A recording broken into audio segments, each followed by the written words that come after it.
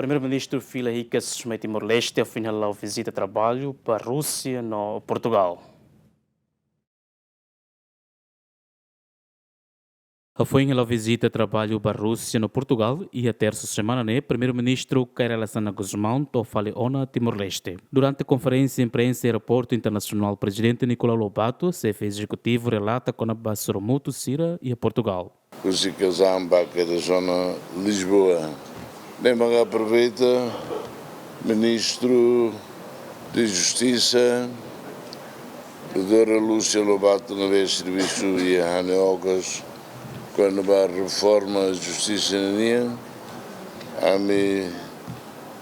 e a segunda-feira, a Sorocadas, Presidente do Supremo Tribunal de Justiça, o recolhia, quando vai, ou no Sama, que serve pela ajuda, e depois Procurador-Geral da República,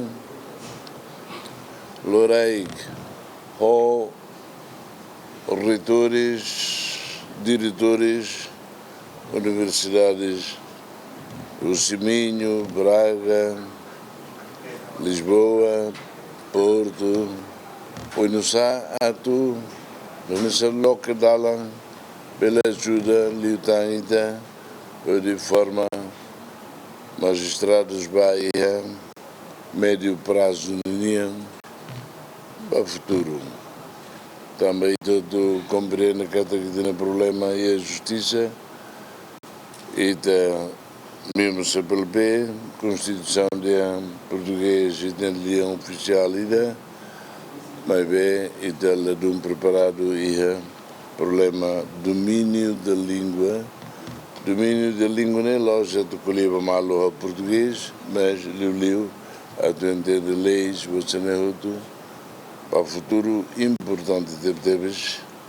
Depois, Lourenço que falei, o governo e a política, quando vai a economia azul, mas bem, vai participar da conferência. Primeira conferência na Hala, tira de Liuba, participa em 2022. Em Bamaka, como este pelo bem lá, Itamakfoti, economia azul, biodiversidade, Bolsonaro, tal no da presidente honorário Mosba e Instituto Irene, Instituto Direito no Mar, agora a quarta conferência de 2026, a ele participa.